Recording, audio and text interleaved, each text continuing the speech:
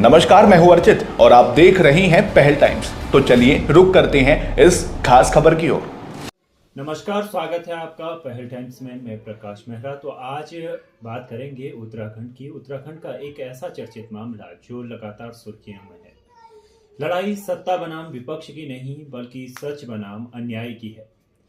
आपने देखा होगा कि आज भी उत्तराखंड में यही सवाल गूंज रहा है कि क्या सच को सत्ता के तराजू में तौला जाएगा या फिर सच के पैमाने पर। यही सवाल पूरे राज्य भर में गूंज रहा है और इसी पर ज्यादा चर्चा में हमारे साथ राष्ट्रीय स्वयंसेवक संघ के वरिष्ठ कार्यकर्ता मौजूद हैं। उनसे चर्चा करेंगे इसी विषय में कि आखिर जिस तरह से अंकिता भंडारी हत्याकांड को लेकर पूरे प्रदेश में प्रदर्शन हुए, उसके बाद सीबीआई जांच के आदेश दिए गए, आप इसको कैसे देखते हैं? नमस्कार। देखिए, वैसे तो हत्या कहीं पर भी हो वो जायज़ कोई भी नहीं कहेगा, कोई भी सभ्य समाज में इसको जायज़ नहीं ठहराया जाएगा और इसमें काफ़ी समय लग गया है।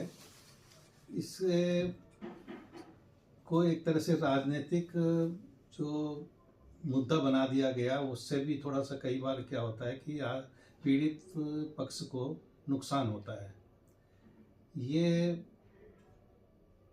सिर्फ सीबीआई ही इसको सोल्व करे ऐसा नहीं है, स्थानीय प्रशासन भी अपनी पूरी लगन से कार्य करता है और किसी भी समस्या को, किसी भी हत्याकांड को सुलझाने का प्रयास करता है। फिर भी यदि लोगों को उसमें विश्वास नहीं है स्थानीय प्रशासन पर, तो उन्होंने धामी जी ने इसको सीबीआई को सौंपने का मन बना लिया है और अपनी संतुष्टि भी दे दी है कि ये सीबीआई इसकी जांच करे। तो अब ये आंदोलन या इस तरह की बातें अब बेमानी रह जाती हैं। क्या सत्ता से सवाल पूछना देशद्रोह है? जब लोकतंत्र की बुनियाद खत्म हो जाती है तो प्रदेश भी हिलने लगता है। आपने सुना होगा यही, जिस तरह से लगातार सवाल पूछे गए सोशल मीडिया इन्फ्लुएंसर के जरिए, जो लगातार सवाल पूछे गए कि जिस तरह से अंकिता के साथ न्याय हुआ, अंकिता को न्याय दिलाओ, इतने वर्ष हो बीत जाने के बाद भी न्याय नहीं दिला पाए। आज भी वही सवाल पूछ रहे हैं। इसके बाद सोशल मीडिया पर जो पोस्ट कर रहे थे उन पर एफआईआर दर्ज कराई गई, उनको जेलों में डाला गया। आप इसको कैसे देखते हैं? देखिए, कुछ तो अपनी राजनीतिक महत्वाकांक्षा की पूर्ति के लिए इस तरह के आंदोलन चला रहे हैं और तरह तरह की बातें, एलिगेशन सरकार पर या दूसरी एजेंसियों पर लगा रहे हैं। मैं इसके विरुद्ध हूँ। इसको अंकिता भंडारी को न्याय मिलना चाहिए और इससे संबंधित सवाल पूछना कोई असंवैधानिक भी नहीं है और गैरकानूनी भी नहीं है, देशद्रोह भी की श्रेणी में भी नहीं आते। लेकिन अंकिता भंडारी को टूल किट के रूप में इस्तेमाल करना, अंकिता भंडारी की हत्या को टूल किट के रूप में प्रयोग करना, मैं इसके विरुद्ध हूँ। अगर हम ये भी समझ लें कि अगर टूल किट के रूप में तमाम राजनीतिक दल अगर इसको यूज भी कर रहे हैं, तो आप ये समझिए कि जो राज्य भर के जो लोग हैं, जो आज भी सोशल मीडिया पर यही पोस्ट करते हुए नजर आ रहे हैं कि आखिर आपने उन सोशल मीडिया लोगों को क्यों अरेस्ट किया, क्यों आपने जेलों में बंद कर दिया उन लोगों को जो अंकिता को न्याय दिलाने के लिए अपनी आवाज़ को बुलंद कर रहे थे। और आज भी वो आवाज़ गूंज रही है, पर आप उनकी गिरफ्तारियों को, उनके जेल में डालने वाले लोगों को क्यों रोक रहे हो? देखिए, कुछ क्यों बंद करवाना चाहते हैं इनका? लगभग ये 4 वर्ष हो गए हैं इस हत्याकांड को और वो उनकी चेतना अब जागृत हुई है कि उनको अब ध्यान आ रहा है कि अंकिता भंडारी के साथ अन्याय हुआ है। जो लोग 4 वर्ष तक, और वो भी अपने आप को शिक्षित और इन्फ्लुएंसर और वो उसमें जो सामाजिक न्याय के नेता के रूप में, न्याय के देवता के रूप में अपने आप को स्थापित करना चाहते हैं, उनको क्या अभी वो ऐसे देव योग से प्रेरणा मिली है कि उनको 4 वर्ष बाद ये लगा कि यहाँ पर हमें बोलना चाहिए, हमें सरकार के विरुद्ध बोलना चाहिए। विरुद्ध बोलना कोई गलत नहीं है, लेकिन मुद्दों को भटकाना या उसको राजनीतिकरण करना वो गलत है। हत्या बिल्कुल दुर्भाग्यपूर्ण है अंकिता भंडारी को न्याय मिलना चाहिए, इससे कोई भी सभ्य समाज में इनकार नहीं कर सकता। आप कह रहे हैं 4 साल बाद तथाकथित बीजेपी विधायक की पत्नी इसके खुलासे करते हुई नजर आ रही है राठौर की। उनके सोशल मीडिया पर तमाम पोस्ट आ रही हैं कि वो कह रही हैं कि उनकी बातचीत हुई है, सुरेश राठौर की बात हुई है, वीवीआईपी का नाम भी आ रहा है। वही वीवीआईपी का नाम की जांच करवाने के लिए पूरे प्रदेश में प्रदर्शन हो रहे हैं, और वो वीवीआईपी कौन है जिसका नाम सरकार छिपाना चाहती है। वही प्रश्न आज भी है।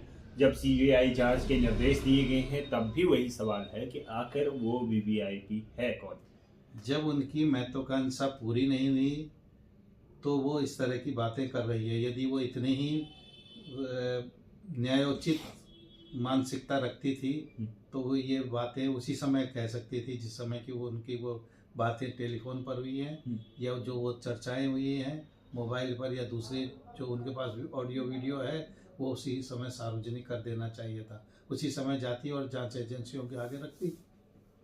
सोशल मीडिया पर तमाम पोस्ट आपने देखी होंगी कि जिस तरह से अंकिता भंडारी का नाम देकर एक नर्सिंग कॉलेज का नाम दे दिया गया है। उस नर्सिंग कॉलेज को लेकर भी तमाम प्रतिक्रियाएं आ रही हैं, आपने सोशल मीडिया पे देखा होगा।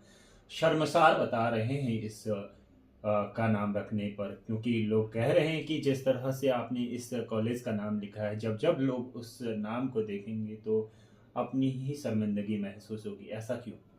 देखिए, ये इस तरह की राजनीति के भी मैं विरुद्ध हूँ। इस तरह से कि किसी के नामकरण होना चाहिए तो देश के लिए जिन्होंने अपने प्राणों की आहुति दी है, उनके जिनसे हम प्रेरणा लेते हैं, उन महापुरुषों के नाम से हमारे देश में ऐसे नाम बहुत मिल जाएंगे। उनके नाम से किसी भी संस्थान का नामकरण होना चाहिए। मैं इस तरह की राजनीति के विरुद्ध हूँ कि उनका नाम, किसी की हत्या होती है और आंदोलन जन आंदोलन होता है तो उसको दबाने के लिए या उसको शांत करने के लिए उनके नाम से किसी संस्थान का नाम रख दिया जाए या कुछ पुरस्कार रख दिए जाए, मैं इसके बिल्कुल विरुद्ध हूँ। कहीं ना कहीं न्याय की गुहार जो लग रही है वो सही है। इसमें कहीं न्याय नहीं है। इसका नाम किसी नर्सिंग कॉलेज का नाम, किसी महाविद्यालय का नाम आप रख देंगे, क्या वो न्याय हो जाएगा? नहीं, बिल्कुल। ये कहीं ना कहीं सरकार अपनी गलतियों को छुपाने का प्रयास कर रही है। ना तो इससे गलतियां छुपती हैं ना कुछ है, लेकिन हाँ इतना है कि ये सोचकर कि ये कुछ शांत हो जाएगा, माहौल को शांत करने के उद्देश्य से मैं इसमें सरकार के भी पक्ष का समर्थन नहीं करता। आपने देखा कि प्रदर्शन के तुरंत बाद ही उनके माता पिता, अंकिता के माता पिता को देहरादून बुलाया गया, उनसे पूछताछ की गई। तो आप इसको कैसे देखते हैं? जिस तरह से लोगों का कहना था कि उनके माता पिता को क्यों बुलाया गया, क्यों सीएम आवास में उनको रखा गया, क्योंकि सीबीआई जांच के अगर निर्देश देने तो साफ तौर पर दे सकते थे, पर उनको बुलाने के बाद, उनसे चर्चा करने के बाद आप इस तरह से, इसका क्या एक राजनीतिकरण करने की कोशिश की जा रही है, या फिर आप इस तरह से न्याय दिलाना चाहते हैं उसको? आप कैसे देखते हैं? देखिए, किसी का भी बच्चा जाता है उसको पता है कि उनका जो एक मानवीय दृष्टिकोण है, यदि उनको मुख्यमंत्री जी ने बुलाया है तो निश्चित है कि उनकी बच्ची उनके हाथ उन्होंने पाला पोसा। हर एक जिसके जो बच्चे वाला है, जिसकी चाहे बेटी या बेटे हैं, उनको पता है कि बेटे का या बेटी का दर्द क्या होता है उनसे बिछड़ने। कोई भी माता पिता नहीं चाहेगा कि उसका बच्चा उसके सामने, आंखों के सामने मारा जाए या उसकी हत्या हो, या वो स्वयं प्राकृतिक मौत से भी कोई मरता है तो भी माता पिता के लिए वो असहनीय होता है। यदि मुख्यमंत्री जी ने अपनी मानवीय दृष्टिकोण से उनको बुलाया, उनको सांत्वना देने के लिए, तो उनसे आप पूछा होगा कि आप किस तरह से चाहते हैं, आप किस तरह का जांच चाहते हैं, इसलिए उनको बुलाया होगा निश्चित तौर पर। बाकी उनको धमकाने के लिए या किसी समझौते के लिए या उस तरह से नहीं। ये मानवीय दृष्टिकोण था। मुख्यमंत्री जी ने बहुत अच्छा कार्य किया, इसमें मैं बिल्कुल पूर्ण तरह से समर्थन करता हूं। अगर आप इसको मानवीय अगर दृष्टिकोण से देखते हैं तो पिछले 4 सालों में पहली बार ही ऐसा क्यों हुआ कि उनके माता पिता को सीएम आवास में बुलाना पड़ा? आपने सीधे से निर्देश क्यों नहीं दिए? जब ये हत्याकांड हुआ क्यों सीधे बुलडोजर चला दिया गया? क्यों इस तरह से सोशल मीडिया पर पोस्ट करने वाली स्थिति हो रही है? क्यों सीबीआई जांच के आदेश दिए? क्यों वीवीआईपी का नाम आ रहा है? तमाम सवाल ऐसे हैं जो भी आज भी सत्ता को कटघरे में खड़ा कर रहा है। आप इन सभी चीजों को किस तरह से देखते हैं? एक लास्ट प्रश्न है आपसे। देखिए, कुछ न कुछ कारण, कहीं ना कहीं कुछ कारण होते हैं किसी भी कोई भी घटना के। उस घटना पर, इनकी हत्या कैसे हुई, क्या हुई, मैं उस पर नहीं जा रहा हूँ, मैं जांच अधिकारी नहीं हूँ, न मुझे उस घटना के विषय में विस्तृत जानकारी है। घटना के बाद की घटनाओं के विषय में जिस तरह से राजनीतिकरण किया जा रहा है, मैं उसके विरुद्ध हूँ। तो बहुत बहुत धन्यवाद आपका इस विशेष चर्चा में। पहल टाइम्स का। तो जिस तरह से राजनीतिकरण की बात राष्ट्रीय स्वयंसेवक संघ की पदाधिकारी ने कही, तो आपको भी इस पर जरूर प्रतिक्रिया देनी चाहिए। और जिस तरह से लगातार एक घर के चिराग को कुछ ही चंद मिनटों में बुझा दिया गया, तो आपकी इस पूरे मामले पर क्या प्रतिक्रिया है? आप भी हमारे चैनल पर जाकर अपनी प्रतिक्रिया जरूर दें और हमारे चैनल को सब्सक्राइब करना बिल्कुल भी ना भूलें। नमस्कार।